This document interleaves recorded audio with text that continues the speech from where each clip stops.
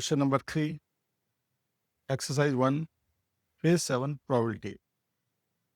A die is thrown twice. So first time you are throwing and find the probability of getting a number 6 on the first throw. So let A is the event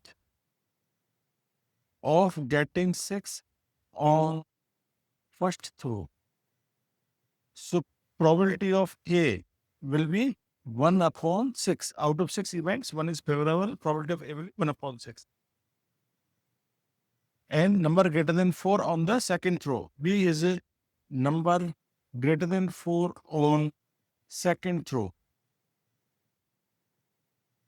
This implies getting 5 on 6. So probability of B will be 2 upon 6 is equal to 1 upon 3. This is the probability of this.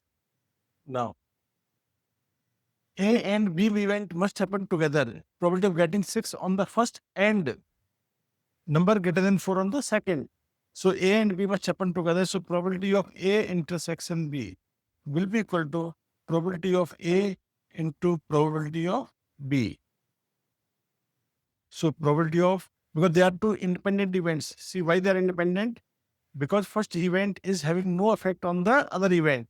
When we draw marbles from a bag containing n number of marbles with replacement, they become independent. If without replacement, they become dependent. So here when you toss a coin first time, second time, third time, every time tossing a coin is an independent event. So probability of A is 1 upon 6 into 1 upon 3 is equal to 1 upon 18. So 1 upon 18 will be the answer of that. So thank you.